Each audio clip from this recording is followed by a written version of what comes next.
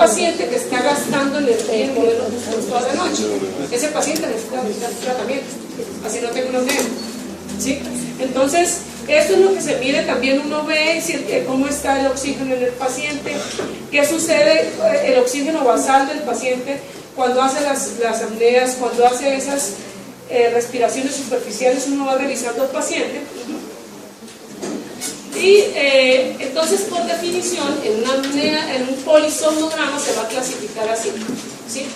Entonces, ustedes van a ver definiciones como esta IAH, que es el índice de apneas por hora. ¿Eso qué quiere decir? Que te van a, cuando uno habla de un índice de apnea y hipopnea que te lo reportan como 33, significa que el paciente en 60 minutos hizo 33 pausas respiratorias. Hay pacientes que tienen 90, 100, 110 por hora. Es decir, cada segundo, tantos segundos está el paciente haciendo apneas. Imagínense lo que eso se traduce en la calidad de vida de ese paciente. ¿Qué quiere decir apnea obstructiva y qué quiere decir apnea central? Una apnea obstructiva es cuando evidentemente el paciente cae en una apnea, pero todo el aparato respiratorio se pone en alerta para sacar a ese paciente de la apnea, ¿sí? Eso se le llama apnea obstructiva. La apnea central significa que el paciente está en apnea y no hay ningún esfuerzo respiratorio por salir de eso. Esa es la diferencia entre uno y otro. ¿Qué quiere decir en la práctica? Que el paciente que tiene una apnea central, así le opere lo que le opere, va a seguir haciendo apneas, porque el problema no es el tracto respiratorio, el problema es de tipo central, obviamente. ¿Listo? Bueno, si quieres, veamos la que sigue. Había un link anterior.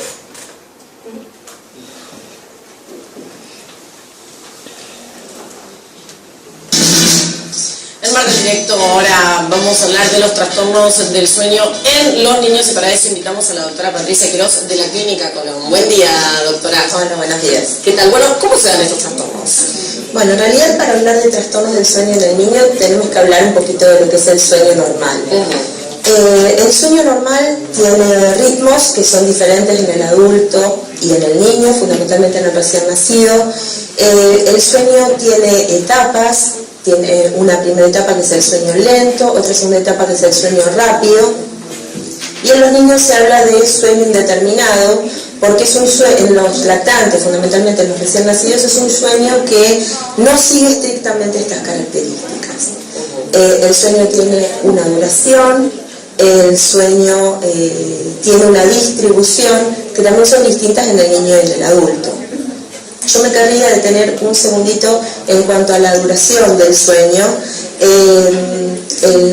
El sueño en el recién nacido, durante la primera semana el recién nacido duerme entre unas 16 y 18 horas por día, o sea, está la mayor parte del tiempo durmiendo. Esto se va modificando y va disminuyendo las horas de sueño-vigilia, para estar alrededor de los 3-4 años en unas 12 horas de sueño, y al entrar en la adolescencia el sueño normal debiera ser entre 9 y 10 horas. Quería aclarar un poco esto porque en general los adultos dormimos menos de lo que se debe dormir. ¿Cuántas horas se recomienda dormir, doctora? Y en los adultos lo ideal son 8 horas. Que pocos lo podemos cumplir, ¿sí? Esa es la realidad. Con el trabajo y las actividades diarias es difícil poder cumplir las 8 horas. Y hay muchas consultas por el tiempo en que duermen los niños, porque los papás piensan que los chicos debieran dormir lo mismo que ellos. Y fíjate que estamos hablando de un chiquito, y bueno, los síntomas fundamentales son irritabilidad, trastornos escolares, falta de concentración, bajo rendimiento escolar, trastornos de conducta, puede haber hiperactividad o puede haber somnolencia. Bueno, son bastante inespecíficos los síntomas. Bien, ¿y a qué se puede decir cuando un chico tiene problemas? Es decir, nosotros hablamos de que el adulto está irritable, mal geniado, disfunción eréctil, anda durmiéndose en todas partes. Nada parecido a lo que le ocurre al niño. Al niño le pasa exactamente lo opuesto. El niño que tiene problemas escolares, el niño que empieza a tener problemas de conducta, que se vuelven irritables, o esos niños que están a veces con ritalina, son niños que una de las primeras cosas que uno tiene que hacer es evaluar la vía aérea.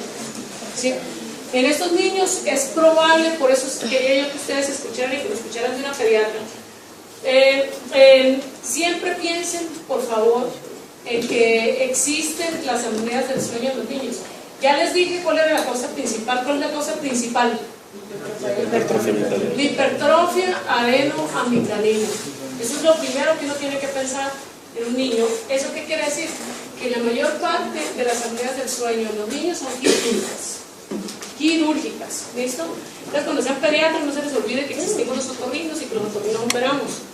Porque cuando están en la práctica, a veces llega el pobre muchacho con malformaciones dentales después de 10 años de respiración oral. Si hemos hecho a los 6 años se debe haber operado. Entonces, no se les olvide, por favor. ¿Listo? Bueno, entonces, continuamos. Miren que es absolutamente diferente un cuadro clínico entre un adulto.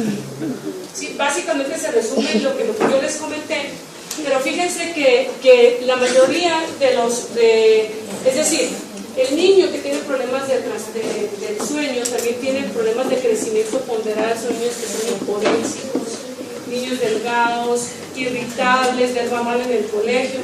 Es decir, tienen muchas cosas que ustedes pueden como alertarlos a pensar de que pueden estar pasando por una apnea del sueño.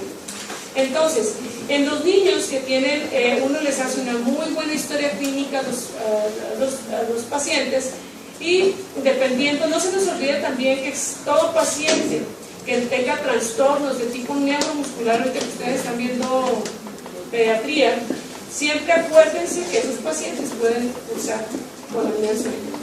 ¿Listo? Y por supuesto, estos pacientes remitirlos a una valoración por otorrino, que no se preocupen que no estamos detrás de la puerta con un bisturí esperando a ver quién llega a operar, ¿no? Es decir, uno revisa al paciente y uno realmente decide qué paciente se opera y qué paciente no necesita tratamiento. ¿Listo? Es decir, parte del protocolo de estudio de todo paciente con apnea es el otorrino. Por supuesto que el tratamiento será hacer las cosas lógicas. Uno no puede pretender a un paciente que pesa 300 kilos empezar haciéndole una traqueotomía para que respire. Es decir, lo que uno tiene que hacer es poner en orden la casa, es responsabilizar al paciente de que el tratamiento, aunque uno del médico los acompañe, el tratamiento, la obligación de cuidarse y de mejorar sus condiciones de él, ¿sí? Y uno como médico tendrá que evaluar de qué forma puede ayudar a ese paciente para que empiece a perder peso, para que sus condiciones mejoren y poder ayudarlo a mejorar ese estilo de vida. Por supuesto, el paciente, imagínense un paciente con hipoxemia y además que fume, ¿sí?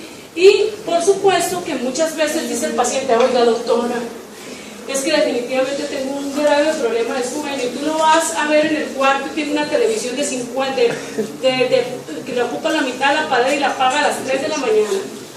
Entonces el paciente nunca va a poder conciliar el sueño.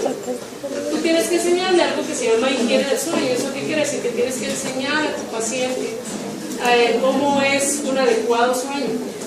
Las habitaciones se hicieron para descansar, ¿sí? Para descansar. Y tienes que decirle al paciente que es importante, si hay trastornos del sueño, que realmente se vaya a su dormitorio a descansar, ¿sí?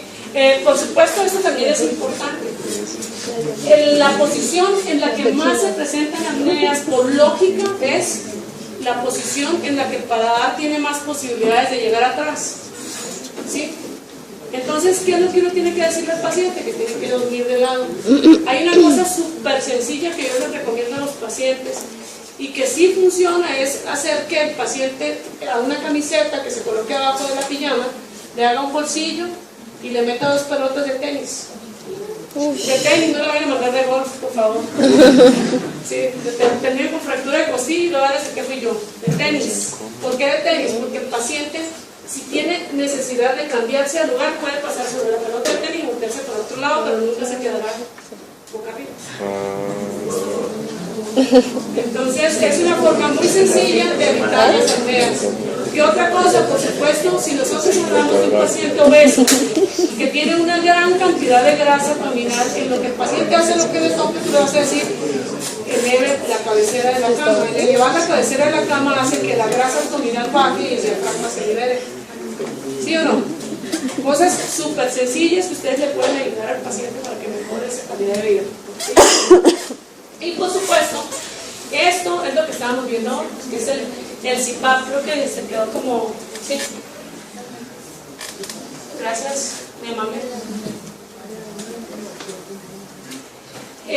Resulta que existe el método más eficaz realmente para que uno pueda aliviar las condiciones del paciente, lo que se pierde peso, lo que se opere, lo demás, se llama CPAP, que es un aparato que lo que hace es mandar al paciente presión positiva para obligar a que la vía aérea se permeabilice a fuerza. Eso se llama CPAP. Si nosotros estamos hablando de que el paciente hace apneas, ¿cuál es la forma más efectiva para que el paciente no haga apneas? Cuando estamos hablando de obstructivas, pues hacerle un hueco aquí que el aire le llegue directo. La traqueostomía mejora en el 100% cualquier apnea obstructiva, ¿no? La central, por supuesto, no. Entonces, ¿a qué pacientes vamos a mandarles nosotros el CPAP? Cuando tiene una apnea que sea de moderada a severa. Los pacientes con apneas leves, con medidas generales regularmente, la pérdida de peso, ¿listo? O la corrección de una desviación septal o eso. Hay pacientes que no toleran el CPAP, entonces se idearon otros dos tipos de aparatos que lo van a ayudar. El AutoPAP, el paciente, si el paciente cae, el paciente recibe la presión positiva en el momento en el que la respiración lo pide. Eso se llama AutoPAP. Y el BiPAP es un aparato que va a actuar en las dos fases, tanto inspiración como expiración. ¿Listo? ¿Y a qué paciente se les va a indicar? Cuando el paciente no tolera el inicio del CPAP, se les evalúa. Para eso existe un equipo disciplinario médico que va a evaluar al paciente, que va encabezado por un somnólogo, que regularmente son neumólogos que hacen, o médicos internistas o médicos familiares, que hacen como especialidad la somnología, es decir, el estudio y la evaluación de los polisomnogramas y del paciente, y evalúan qué es lo mejor para ese paciente. ¿Listo? ¿Seguimos? Imagínense que como toda la vida se inventaron una cosa súper sencilla. Resulta que si nosotros hablamos de que el problema es que se va hacia atrás la lengua, entonces se inventaron esto que se llama una prótesis dental, que lo que hace es un prognatismo, obliga a la mandíbula a irse hacia adelante, a veces hasta 1 centímetro, y eso desbloquea la vía aérea. ¿Sí? Los pacientes que no toleran el CPAP o que tienen una apnea leve, se les puede hablar sobre esto, sobre este aparato, y les va bastante bien. ¿Listo? ¿Cuándo se hace? Si quieres, cuando el problema es la base de lengua, cuando el paciente no tiene realmente una apnea, pero tiene una mujer que está que lo echa, ¿sí? Entonces el ronquido excesivo se mejora mucho con estas prótesis dentales. ¿Listo? Y por supuesto, cuando estamos hablando de casos leves, y pues uno tiene que evaluar cada paciente para ver qué será lo mejor. ¿Listo? Por supuesto, ya hemos dicho que la traqueostomía es el último de los recursos, es decir, ¿a qué pacientes terminan con traqueostomías? Los pacientes que tienen múltiples comorbilidades, que uno no les puede ofrecer cirugía y que el paciente está bastante mal con el tema de la hipoxemia, y en esos pacientes se les ofrece como posibilidad una traqueostomía. Por supuesto que si hay que operar amígdalas, pues se opera amígdalas, se opera paladar, se opera la nariz, se opera el tabique, cornetes, lo que uno vea que el paciente necesita. Sí, eso es parte. Y si quieres la que sigue, por favor. Y por supuesto, la uvulopalato-faringoplastia tampoco se le hace, toda la vida son modas. Anteriormente, les digo que en ciudades como en Monterrey, me acuerdo que fui a un congreso, y tú desde que llegabas a la ciudad, los otorrinos, porque son los otorrinos, tenían toda la ciudad con unos letreros gigantes que decían un león roncando, y decía yo le soluciono la vida, venga por favor y yo lo opero para el ronquido, en 5 minutos sale usted perfecto. ¿Qué era lo que hacían? Hubo una época, todo en medicina son modas, les digo. Llegaba, lo único que se hacía era amputar la úvula y el paciente por supuesto dejaba de roncar, pero el paciente seguía siendo apnea porque el problema no era la úvula era como la sirena únicamente, el sitio de vibración. Entonces el paciente le cortaban la úvula y dejaba de roncar, pero las apneas seguían, la hipoxemia seguía. Entonces por eso fuimos cambiando y las técnicas ahora en la actualidad inciden menos la línea media, y cada vez trabajamos más hacia los lados. Esta es la técnica que a mí me gusta mucho, en general les va muy bien, el espacio retroparatal les va muy bien cuando el problema es orofaringeo, pero la blanda, ¿sí? Y hay cirugías que se hacen también en epiglotis, hay avances de la mandíbula, avances de geniogloso, pero más o menos digo, cada técnica tiene, dependiendo de las manos que se haga, la efectividad. ¿Listo? Por supuesto, para mí en lo personal, digamos que hay cirugías que son un poco menos agresivas, que son los avances de geniogloso, que para mí, o sea, en lo personal, en mis manos creo que les va mejor a los pacientes, con lo que yo he visto de resultados, que el paciente que está involucrado, la mandíbula, es mejor que inicie el manejo, cirugía maxilofacial. Un avance mandibular resuelve totalmente un problema de bloqueo a nivel de la base de la lengua. Y cuando uno habla de base de lengua, por supuesto está también llevando hacia adelante la epiglotis, entonces se desbloquea toda esa zona. ¿Listo? Esto es un avance de geniogloso para los que están ahorita rotando por otorrino. Lo que hace uno es sacar una ventana de hueso aquí en forma horizontal, y se voltea el hueso y se jala el hueso con toda la musculatura y se voltea el hueso. Entonces se ganan como unos 5 milímetros en la parte de atrás. ¿Listo? Ahorita se hace con cauterización, también se recoloca el epiglotis para desbloquear esa área. Y por supuesto habrá lo que les decía ahora, es decir, uno tiene que hacer diagnósticos diferenciales con los pacientes. El reflujo es bastante un reflujo puede ocasionar un espasmo de la laringe y simular una apnea. No se les olvide también que eso existe.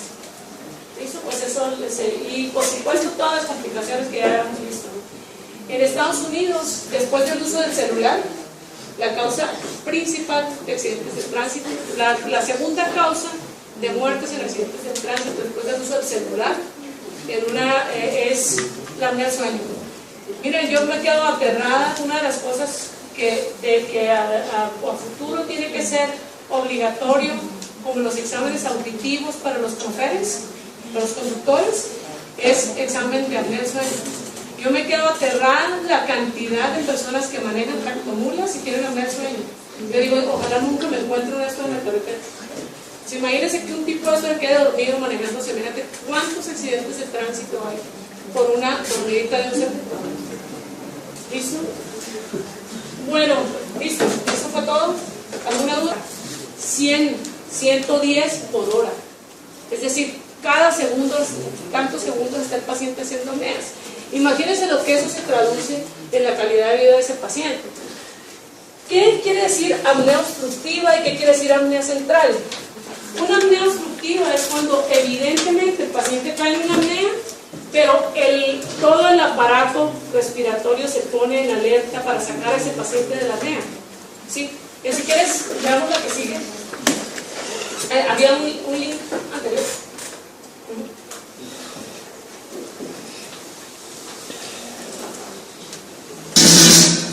En Marco Directo ahora vamos a hablar de los trastornos del sueño en los niños, y para eso invitamos a la doctora Patricia Quiroz de la Clínica Colón. Buen día, doctora. Hola, buenos días. ¿Qué tal? Bueno, ¿cómo se dan estos trastornos? Bueno, en realidad para hablar de trastornos del sueño en el niño tenemos que hablar un poquito de lo que es... En un polisomnograma se va a clasificar así, ¿sí? Entonces, ustedes van a ver definiciones como esta IAH, que es el índice de apneas por hora. ¿Eso qué quiere decir? Que te van a, cuando uno habla de un índice de apnea y pornea que te lo reportan como 33, significa que el paciente en 60 minutos hizo 33 pausas respiratorias. Hay pacientes que tienen 90, eso se le llama apnea obstructiva. La apnea central significa que el paciente está en apnea y no hay ningún esfuerzo respiratorio por salir de eso. Esa es la diferencia entre uno y otro. ¿Qué quiere decir en la práctica? Que el paciente que tiene una apnea central, así le opere lo que le opere, va a seguir haciendo apneas, porque el problema no es el tracto respiratorio, el problema es de tipo central, obviamente. ¿Listo? Bueno, es un paciente que está gastando energía toda la noche. Ese paciente necesita tratamiento, así no tengo una apnea. ¿Sí? Entonces, esto es lo que se mide, también uno ve cómo está el oxígeno en el paciente, qué sucede, el oxígeno basal del paciente cuando hace las apneas, cuando hace esas respiraciones superficiales, uno va revisando al paciente. Y entonces, por definición, en una apnea